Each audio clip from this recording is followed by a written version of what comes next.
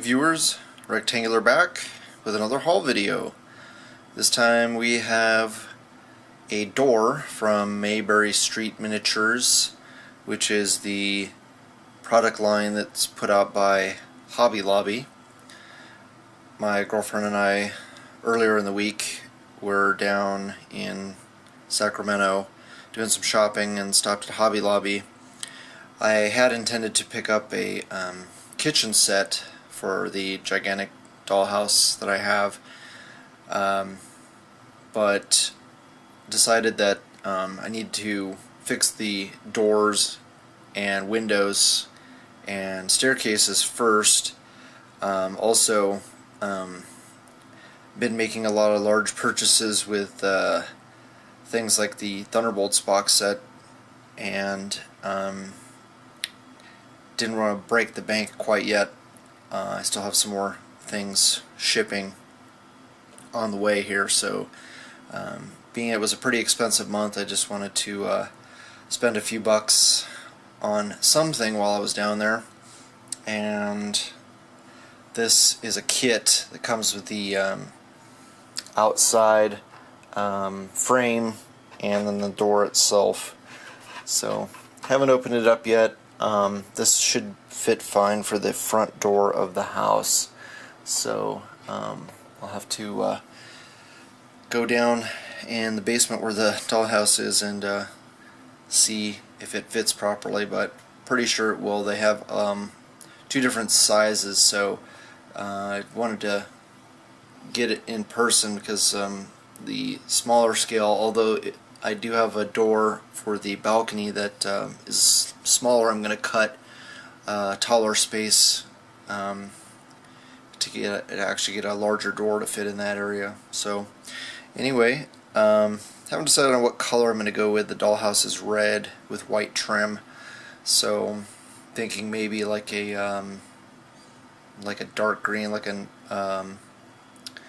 if I want to say forest green, but we'll see. Alright, let's go ahead and move on to the next item. Speaking of dark green, we have the Marvel Legends Man-Thing made by Toy Biz, and normally I would never have picked up this figure, but since he is a member of the Thunderbolts and I'm going to be getting that box set soon, I just picked him up to essentially complete that team. I already have the Marvel Select Juggernaut, so he should go well with the rest of the team. It's actually a pretty damn good figure. It's a really good example of the amount of detail that Toy Biz really put into construction of the Legends back when they were still putting them out. It has finger articulation. The first finger is on its own joint, which is very cool, and then the entire rest of the hand comes together, and the thumb is on its own joint, very similar to the Sabretooth. I think that was Series 6 Sabretooth. And yeah, just a great amount of articulation, awesome detail, love all the paint applications, just a really well done figure. This one is in awesome shape, just a little bit loose there on the hip joint, and other than that, very, very good condition. He's got toe joints. Does have a little bit of a pivot on the foot, which is nice. And I'm trying to think of anything else. The waist is a little loose, but nothing I can't fix. And you can see all that. It's got all this soft rubber for the branches that are stuck in his back. Pretty sure that Marvel ripped off Swamp Thing when they came up with the design of this guy. But nice figure overall. I was able to get him online for, it was like $11.76 with shipping. So very happy with that deal. The last time I checked, there was a seller on eBay in China selling this guy for about $15 or $16 with shipping, and he does not come with a base. Neither did this one. So that's probably going to be your best bet if you don't care whether or not it's a knockoff. Most of those knockoffs, the only thing you really have to worry about are maybe loose joints. Just that they're, their molds are, they probably got a copy of the molds when Toy Biz went out of business, and the molds are probably just been used a little too much. So usually you'll just run into loose joints, and lots of people online have done tutorials on how to fix that. So if you're not worried about using them too often in a lot of displays, you just want to complete your Thunderbolts team, I would probably go that route. Because I think the last time I saw one sell on eBay, it was like $17-18 loose. So if you're lucky, you can get him for $20-25 mint on card, but he's going to be harder and harder to find now that everybody is going to want him. Alright, let's go ahead and move on to the next item. Next up, from Japan, we have the Revoltech Mark I Iron Man, made by Kyoto. Hopefully I'm pronouncing that correctly. In the past, I kept calling these made by Revoltech, and Revoltech is the product line. Kyoto, or Kyoto, is the name of the company that makes the Revoltech line. So initially I was going to pass on this figure because Revoltech typically are more 5-inch scale, and Marvel Legends are 6-inch scale, so wasn't quite sure this was going to work. Also, I got the Mark I movie armor in Legends scale from Junior, and was just going to try to paint it as close to possible as this, but I think it was Bob the Odd really convinced me that this thing was definitely worth the money. After he pre-ordered his, I figured, you know what, I need to have that too, even if most of the time I'm just going to have it sitting in my Hall of Armor. I just think it's going to be impossible to get such an awesome paint job like this one has, but I'm still going to paint my my Mark I, and by the time this haul video is live, I will have done a full review of this figure. So if you want to see it out of the package and check out how awesome it really is, I highly suggest you go back and watch my review. I'm just going to quickly show the outside of the box, and then we'll move on to the next item. But it's very cool. It comes with flame accessory attachment. Well, if I can get my hand out of the way, and a base or stand, and two replaceable hands, and then of course all the Revoltechs come in this nice little box to store everything in. And yeah, that's pretty much all he comes with.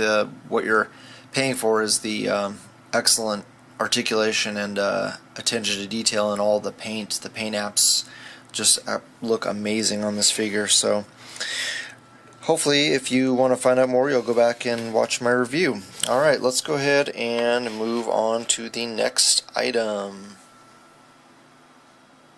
Next up, we have two Ultron figures from Marvel Select.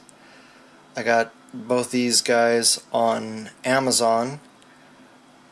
My friend Solid Snake decided he wants to start army building Ultrons, and I had a loose one already, but I wanted a backup in case anything ever happened to one, or the one I had. So I sold Solid my loose one and needed one to replace it. So I got a brand new one and then a brand new one to serve as a backup.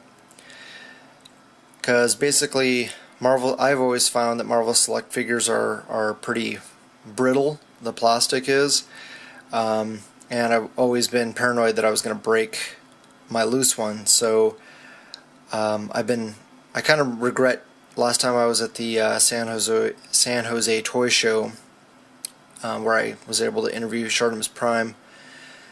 There was a vendor selling one for $16 mint on card, and I regret not picking it up.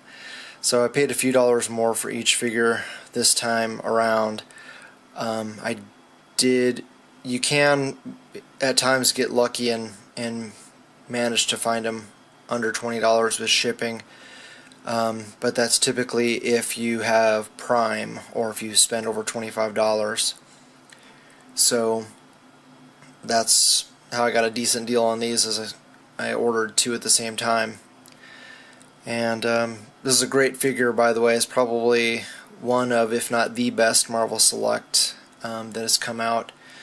Works really excellent with Legends, and I have 3 of the Iron Man 3 Ultron figures to use as servants for this guy. So anyway, let's move on to the last item. Next up, we have the extremely cool Marvel Legends Moonstone from the San Diego Comic-Con 2013 exclusive Thunderbolts box set. That was a mouthful. And I was able to get her off of a friend of mine from Facebook, TyStar the artist, very cool guy, and a great designer of logos. And he got a second Thunderbolts box set off the Hasbro toy shop and didn't need it, so I very quickly messaged him and worked out a pretty fair deal for her. Paid a few dollars more than I wanted to, but I just wanted to make sure that I grabbed her and before she was gone. Basically, I'm already getting this figure in the box set, which I'm still waiting to pick up from a friend of mine who went to Comic-Con.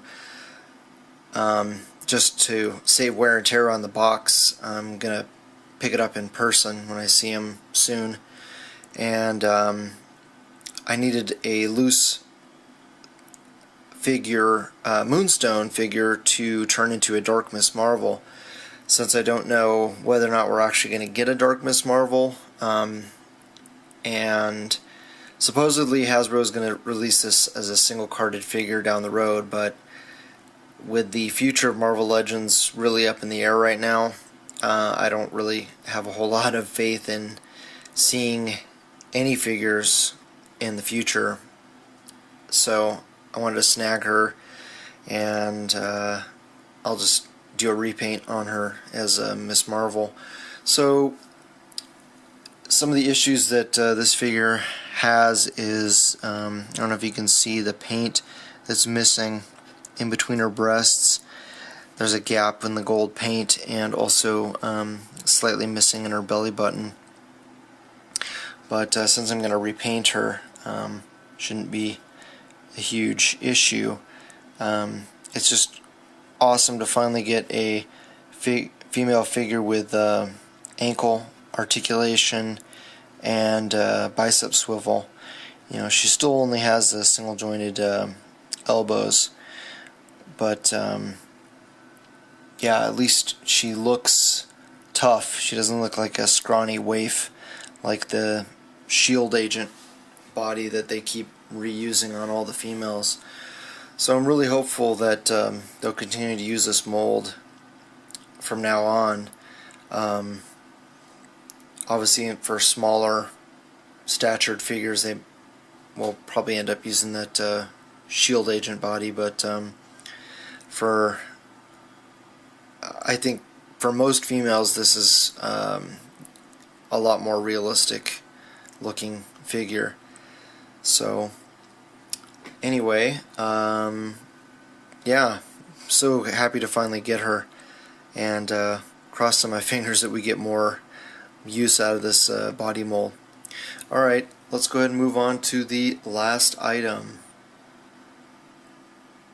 Last but not least, we have the Heisenberg figure from Mezco.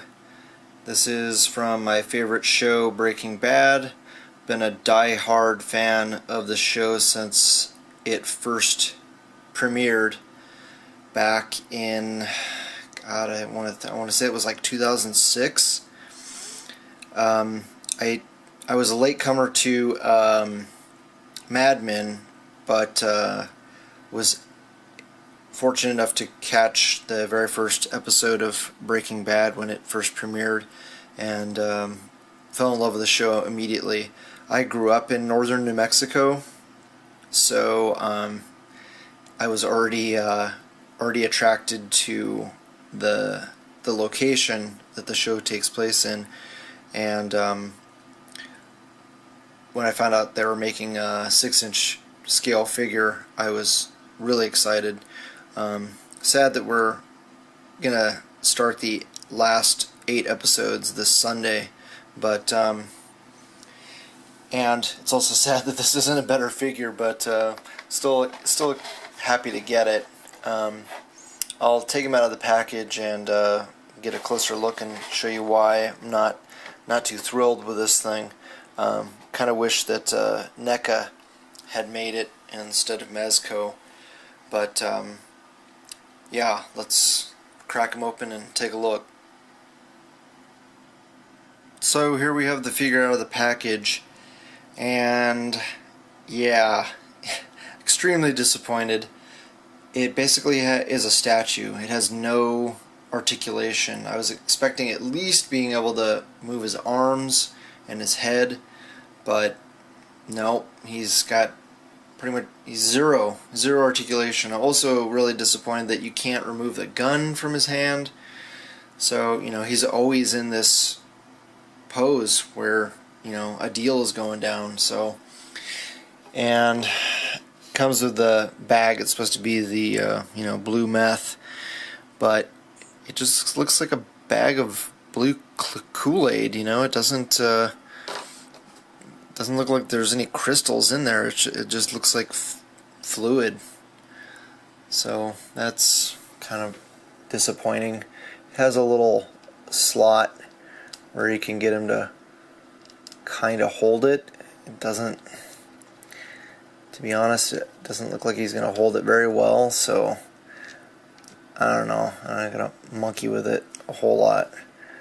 But I guess he's supposed to hold it like that. There you go. And his hat is removable, so that's kind of cool. I can use it for another one of my figures.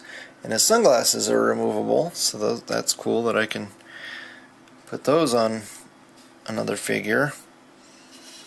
And the bag of money is, unfortunately, it's just hard plastic. None of these, the straps is a little bit soft, but you can't rotate the strap. It's in this fixed downward position, and yeah, it looks like it's just glued on there. And the money, you know, it's always exposed. You know, it's like you can have him walking down the street with all this money sticking out of it, you know, and get robbed in 2 seconds. So that's a huge bummer. I mean, it just seems like they just really half-assed this figure. I don't remember what the production, you know, pre-production photos look like, but I remember thinking that it was going to be a cool figure, and really sad that they just really did such a half-assed job. Yep, he can't turn his head, can't look up, can't move his arms. So yeah, I think I got him on pre-order on Big Bad Toy Store, and he was like $16, $17 plus the shipping was like $8. So I think out the door I paid $24 for it, and huge disappointment. $24, totally not worth it. I mean, it's a glorified statue, so I would not recommend it unless you're a die-hard fan like I am. You know, he's probably just gonna sit on my desk just to remind me of how great the show is, but not a whole lot of posing A.C.B.A. possibilities. Not even really. You know, maybe if you're gonna have him from behind, you could have him, you know, as another character, like if as a Joker thug or something. You could even put a Joker thug mask on him. But yeah, it's not a whole lot you can do with him A.C.B.A. wise, so pretty disappointed. But oh well, at least I have a piece of memorabilia from the show. Alright, thanks so much for watching, you guys. Hopefully you liked the video. Please subscribe if you haven't already, hit like, share with your friends, and leave a comment below. Talk to you later. Bye.